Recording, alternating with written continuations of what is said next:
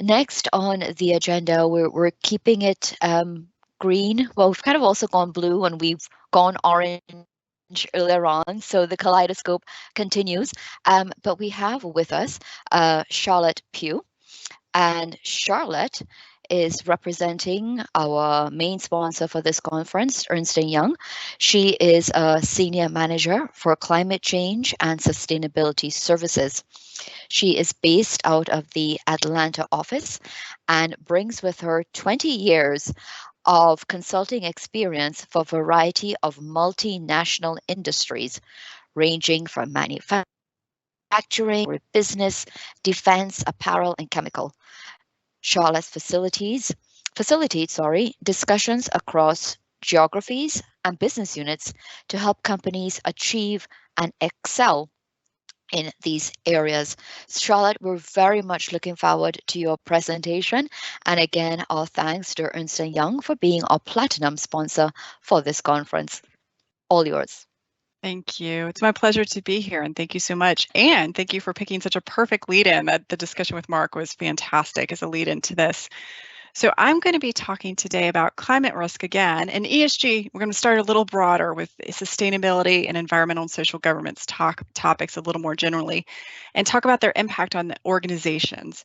So we heard a lot about, the Barbados and what they're doing, what Mark's doing with his organization.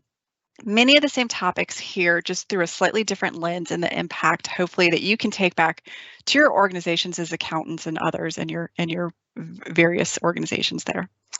So one thing to remember is, why is this important? I like to joke sometimes. I've been working in environmental for 20 years, and it's only become cool in the last year or so. And that's obviously tongue in cheek, but there is some truth to that. In fact, the ESG, sustainability, climate risk, climate change, these topics are taking a level of importance that they never did in previous years. They existed previously, but they were not top of mind the way they are now. Certainly, we didn't have accountants typically attending, talks about the green industries. What does the new future look like from a climate risk perspective? This is a little bit of a change, right, for all of us. So this is something I think we all need to understand, why this is happening and how we address it. So that's what we're going to talk about here, is some of the why. Why are we looking at ESG? And then how do we actually tackle it a little bit at our organizations? And what do we do to kind of not only handle, climate risk, other environmental risks, social risk, but how do we make sure that our organizations are unlocking value as they're doing so? So that's a bit of what we will tackle in the next 20, 30 minutes here. Every organization, I'm sure you all feel this, will be impacted, right? This is no longer a few industries, a few organizations, whether they have just really large brands or they were in locations like the Caribbean islands that are, at severe impact because of the nature of it being in a hurricane zone or a sea level rise. You'll notice it more quickly in certain geographies. But now we're in a place where every organization, and a lot of that is driven by the climate risk discussion in and of itself, from kind of a number of different perspectives that we'll talk about. But this idea that we need to look at the whole value chain of an organization, not just what it does, is really driving the discussion throughout all of the economy. Stakeholders are driving more demand. We'll talk about that in a bit more detail here. And this is now an opportunity for organizations. When I have been working in sustainability previously, it was viewed as a cost, right? Now it's very much viewed as part of doing business and potentially a way to unlock more business. So that's something that we take then into, thinking about how do we handle it as an organization. So we'll talk about both the challenges that you may face, but also how to have a leading approach as an organization for tackling ESG issues. So with that, again, climate risk is going to be a little bit of the theme we pull through this presentation. However, I wanted to make sure we took a moment to think about ESG more broadly and sustainability. The terms are often used interchangeably, and they can mean a very broad set of topics. So if you think about environmental climate risk, greenhouse gas emissions are top of mind and very much a driver of everything else we're going to talk about here. However, they're not the only environmental topics that you'll hear about.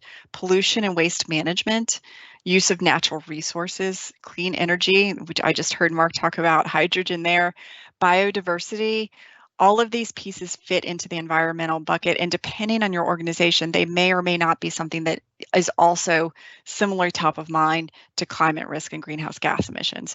However, for climate risk and greenhouse gas emissions, that is just across the board. Everybody is needing to tackle that one. As you probably are well aware, just because you don't emit a lot of greenhouse gas emissions doesn't mean you don't have to deal with the consequences of it. So we're all in this together to really tackle those issues.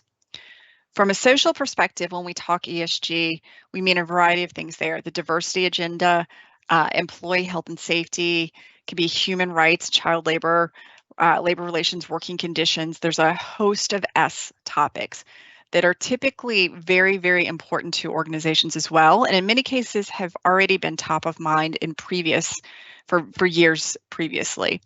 So that may or may not, depending on your organization, be something you need to focus on, but it is certainly a part of the agenda when we think about stakeholder interest, investor perspectives, what's happening in the world and the economy in general.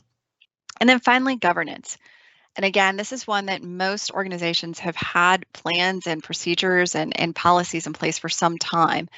The real difference I find on the governance element when we talk to organizations, my clients, about their ESG programs is the fact that they weren't necessarily talking about them out loud. They weren't communicating to their stakeholders how they handled these issues, what their business ethics policy was, or what their compensation looked like across the board. With diversity, being very public with where you are on your board's diversity and whether you're working to change it. So these kinds of things were often known, often talked about internally, but just may not have been talked about externally. And so one of the big themes across all of ESG and sustainability, and particularly again around climate risk and greenhouse gas emissions, is transparency. That's a lot of what stakeholders are looking for, is an understanding of what your organization does to tackle these issues, how you count these issues, and the accounting piece comes in there, and what you're doing in terms of governance policies and procedures about them if they are top of mind.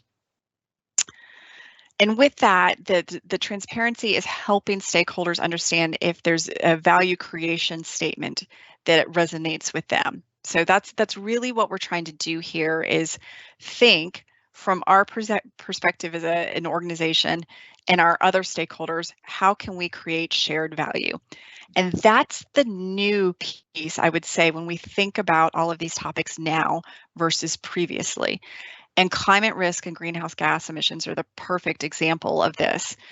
When we think about greenhouse gas emissions before, I know in the United States we had some, kind of low-level rules around you have to report, but there was no emphasis on really bringing them down. But of course, what any organization does on that issue, how many greenhouse gas emissions they're responsible for, impacts the entire world. So now that we've come to that realization broadly that we're all impacting our society, we all now know that it's a shared value we're trying to create. So with that backdrop, we've seen this move in the space from sustainability topics being kind of a philanthropic activity to, okay, corporate social responsibility, all the way now to it's part of your fiduciary duty to do these things. And you're seeing that more formally happen with things like the SEC draft proposal, the Securities Exchange Commission proposal in the United States, where organizations will absolutely be asked to report in their greenhouse gas emissions. Exactly where and how is still part of the proposal, but they will have to report that in a way that's very different than's been happening before. So, it's becoming a fiduciary duty. You have to report it so that investors can really feel confident around these numbers. So everything accounting has been doing for decades around controls, processes, and plans and procedures, not that your environmental health and safety function, not that some of your engineers weren't doing this a little bit around greenhouse gas emissions, but it's very much a different perspective to take it into the accounting profession and lens. So that's a big shift that I've seen in my lifetime, and I'm sure many of you have as well, for, particularly greenhouse gas emissions, but ESG as a whole. So, this kind of comes down to the why. How did we get to this from like, oh yeah, nice to do, to it's got to be a thing? And as I mentioned, it's that shared value piece, and that's coming from a bunch of different directions here. You've got institutional investors who very much have seen in past performance that, how a company performs over time is linked to sustainability, ESG, how they're thinking about these broader issues. So, Larry Fink, BlackRock CEO, is case in point. He's been very vocal that he sees a tie here between, the ESG, climate risk, greenhouse gas portfolios, and shared value and organizational value. He wants to invest in organizations that are taking this seriously. So that's one piece there. He's just representative of a movement happening there. In the bottom left, we talk about the standard setters, governments, and regulators. This is quickly moving space. I already mentioned the SEC proposal out of the United States. It's one of a number of things that's happening. The EU has the CSRD that they're moving towards. These are things that are happening that are going to really change. And again, accounting, did you ever think you were going to be counting greenhouse gas emissions? Maybe very shortly here. But this is really very much moving into a new space. There have been standards around for a long time, but there have been a lot of different standards. So you could have an organization that will report to one and not another, and an investor, like, we'll just use Larry Fink again, comes in and he wants to understand, organization A versus organization B. What is their profile? How do they look on some of these issues? But if you're picking up different standards with different metrics and questions, it's hard for him to do the comparison. So we are seeing this evolution right now on a kind of a drive towards standardization. And I think that's going to continue over the next year or two until we really get to a kind of a common place that we can use globally and at least talk to each other. Even if we have jurisdictional, regulations, I expect that there will be some more global standards that we can all use to talk to each other more directly. From a kind of the right side of the screen here, employees, consumers, and wider society. The younger generations in particular are very much thinking about a company and organization's ESG portfolio, climate risk portfolio, when they are making purchasing decisions, when they're making employment decisions in particular. When the job market has been so tight, in the last year, that has been a differentiator for a lot of organizations, is their value proposition around sustainability and ESG when they're recruiting. So that's something that's really been a change here for a lot of organizations to think about. And of course, the wider society. I think the climate risk one in particular has really made everybody realize that what one organization does, on one part of the globe can have tremendous impacts for how the rest of the globe has to act and what they have to do. So global warming does not stay in one jurisdiction because that's where that company or that regulatory scheme resides. That is something that we have to tackle as a globe. So with that perspective, one of the big changes, I talked about transparency as a theme, and and again, I really think that accounting is a huge part of and I have a few slides to talk about this a little bit later, but how you help your organizations talk in a very transparent yet thorough and controlled manner about what they're doing. So there's that piece of transparency inside an organization. Additionally, the other big change here is thinking about the whole value chain. It is not okay to think, okay, what happens inside my four walls or my fence line are these environmental impacts, these social impacts, and that's it. I don't have to worry about anything else. That is no longer acceptable. It's important to think about, who are you purchasing from? Who are your suppliers?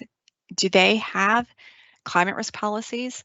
are they at risk? I just did an exercise with one of my clients where we went through what would happen if the world warms an awful lot, and they realized that a lot of their supply chain would be at high risk, if there was a lot of warming. So, thinking through not only where you sit and where you are and what the risk you have to mitigate are for you if the world warms a lot, but also who you're sourcing from. I mean, I just heard Mark talk a little bit about not being able to get electric vehicles.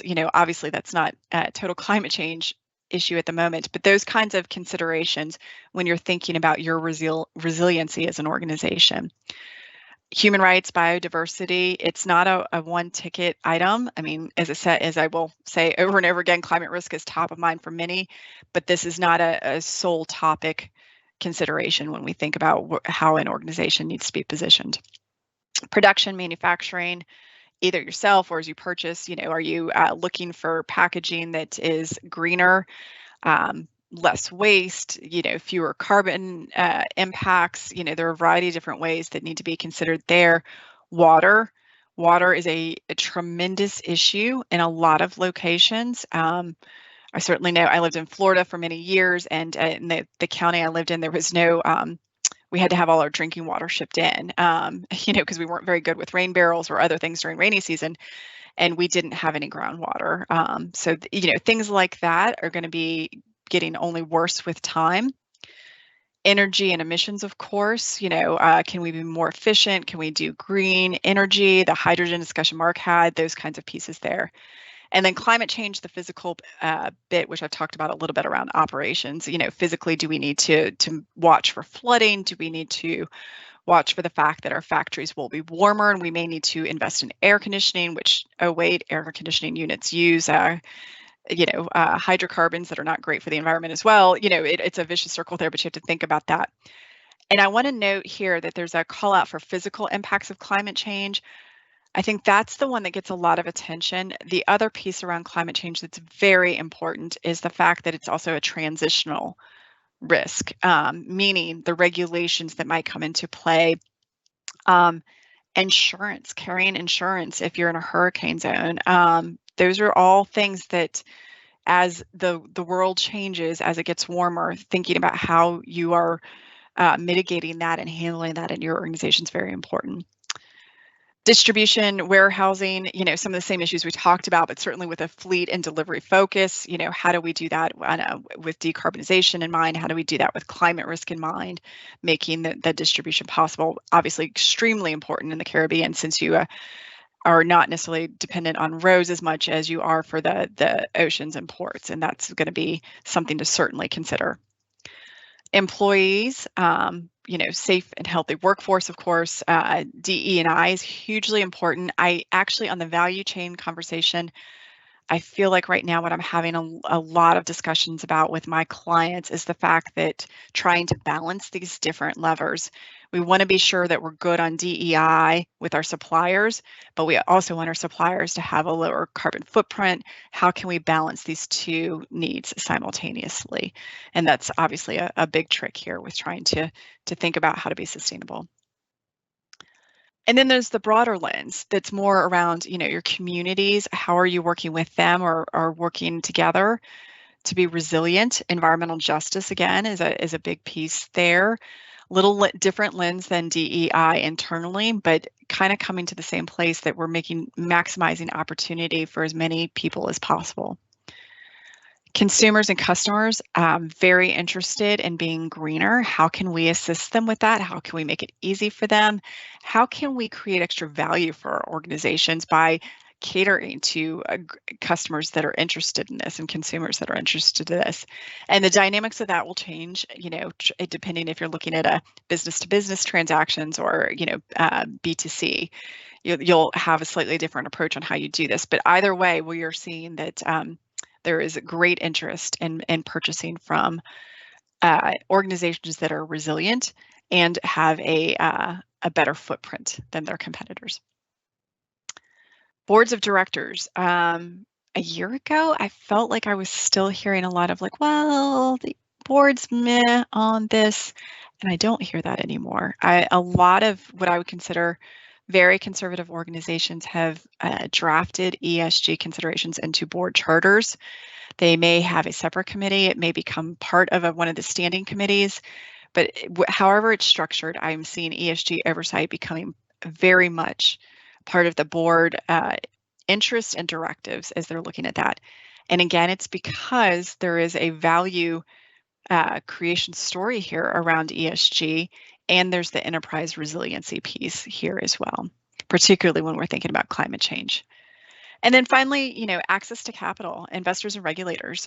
We talked about the BlackRock and the Larry Fink example, but making sure that you're maximizing, how to get to capital, how to attract investors, and using this as a way to do so. And then here's kind of stepping back. We've talked about the why, what's happening, what, doing this. And I want to very much lean into the fact that ESG is a whole business approach to create value. I certainly saw some very well-intended organizations in previous years that would kind of bolt on a sustainability function off to the side of the way they were structured. And that is not going to create long-term value for your organization to do so. It's really a story of making sure that it's integrated into your core business strategy. It is not separate from what you do day to day. And that's why it's exciting to have, this audience and accountants interested in this topic. You are part of making sure that these are things that we can, that organizations really understand their footprints, they understand where the numbers, the controls, the processes, and they can use your expertise in those areas to make good decisions around the business and how to transform in a way that you're creating your organizational value and creating societal value for everybody. So setting strategy and goals that are clear and, having a roadmap around those, putting the governance structure around them, being purposeful in your messaging, doing the risk management piece, which I want to talk about a little bit more in a moment, the reporting and disclosures piece, and then the operational piece. All of these are important, very important to an organization in trying to make sure that you have a strong ESG, climate risk perspective. And then we'll kind of just jump in here into the governance and controls bit a little bit. There's no wrong or right answer, in my opinion, around ESG governance. I've seen it set up a number of different ways. However, the key thing is that it's integrated across, right? If you look at the functions down at the bottom, finance is a big piece of this, supply chain, operations, HR, and then as appropriate, environmental health and safety. That can be, if you're an organization that's more finance focused, that won't be as important necessarily, but if you have manufacturing or production, you definitely need your environmental health and safety function in there. So, that's where that governance, having those clear strategy that sometimes we'll help develop with our clients, so that every part of the organization understands where you're driving together. One of the tricks right now around ESG, climate risk is pretty clear, top of mind, perfect for anybody located in the Caribbean in the sense of it's going to be, an item that you should think about. But, we're seeing investors do a little bit of the topic du jour on ESG, and your organization becomes more resilient from that if you have a clear strategy, a clear set of governance and functioning that kind of talks about what you're going to address, what you think is important, and how you're tackling that. And that's where those communication channels at the top right of the slide kind of come in. Having a consistent, stream of messages through 10Ks, marketing, surveys, your website, all of that should kind of have a similar theme, look, feel, and hot topics for your ESG program. And then that's so everything should match together, right? The functions should be in line with what you're doing. You should have the controls in place and you should have the communication around it. And that is how you attract investors that understand you're serious, that understand that you've done the hard work on mapping sustainability to your business strategy, and you really become credible in this space. With this slide, I wanted to talk a little bit more about the controls piece. because this is becoming more and more important with the interest. For a long time, as I mentioned, a lot of organizations have had great sustainability programs, and they may have even had broad adoption inside the organization, but they may or may not have had the diligence to have really strong controls because it wasn't needed. Well, now that you're talking to investors, you may be doing more regulatory reporting. You certainly are putting it out in your sustainability report annually, and it may be going towards your 10K. That's a different set of controls, right? And again, this audience, I think, this is my ask of you. I think this is a perfect place for accountants to lean in, because you understand this in a way that a lot of environmentally minded people mean to understand, but may not have the expertise to do so. So taking the existing frameworks that are already out there, your risk management frameworks and others, the way you approach accounting due diligence, doing your auditing, all of these pieces are hugely important to creating the right control environment for your ESG activities as well. So, do you have the value statements? Do you have defined jobs and roles and responsibilities? Have you done your risk assessment approach? What kind of control activities do you have, and then monitoring appropriately. But this is a very important thing as we kind of go forward, with being very transparent on where your organization is and what it's doing to tackle climate change and other items. There is a lot of data that goes into understanding your climate risk and your greenhouse gas protocol, approaches. So there's a lot that needs to be managed there if you're going to talk about it publicly, and particularly around with regulatory frameworks. So, and trying to leave you with a little bit of go forward, I've listed some questions here to kind of take back to your organizations to try and poke at your maturity. You already know some of this, but for those that don't, kind of understanding where you are today and what you want to do. Some questions around the governance pieces. Do you have a formal committee? Do you clearly understand your priorities? Not just, so, and climate risk would be one of them, but even sub to that, a lot of what we will help organizations do is kind of but work through a process to understand which parts of climate risk, transitional, physical, combination of both, are really the ones that you need to be embedding into your risk management framework and go forward mitigation approaches. So cascading ESG through the 3 lines of defense, how is that happening? All those governance pieces, thinking about that. Strategy, have you incorporated ESG into your strategic business making, decision making, and business case analysis? Do you have a communication strategy? Do alliances? Are you working with others, particularly when we start thinking about your supply chain and your whole value chain versus the, just what you're doing inside your boundaries? Risk management, we've talked about some, but certainly leaning to that. And then the metrics and targets, right? Making sure that you have a process to approve and track your commitments, having the metrics that you're working against. Do you have the controls around those metrics? Do you report them? All of those pieces around building trust into your non-financial reporting here. And the financial diligence that you have already created is a huge part of building that trust going forward, for this new area in the whole world. So, and with that, I will pause for questions and comments. Thank you very much, Charlotte. I know the topic here was understanding climate risk and its impact on your organizations. Can you elaborate specifically to that climate risk, your organizations, and perhaps expanding a little bit the role of the individual accountant or individual? Right. So there is a framework, TCFD, Task Force for Climate-Related Financial Disclosures, that works really well for understanding climate risk, and it is but a lot of data is needed to do that. So typically what I see organizations do is step back and work through a process of understanding for their industry and their activities what are typical climate risk from a physical perspective and a transitional. So taking, flooding, increased insurance cost around your buildings, those kinds of things, right? Taking that forward and then pulling the data together. So for example, a lot of organizations would be like, well, we really think we're at risk for flooding events. Okay, great. How many times has that happened to your sites in the last 5 years from a way that you think was climate related versus, water meter breaking or something like that?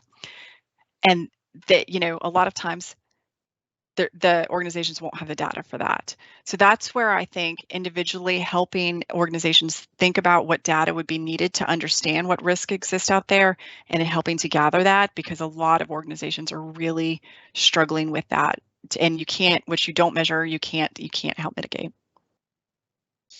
Charlotte Pugh, on behalf of the Institute of Chartered Accountants of the Caribbean, we want to thank you so very much for your sharing with us today and for the time and preparation given. And of course, we acknowledge and thank Ernst & Young, EY, for being our main sponsor for this year's conference. Thank you. Thank you.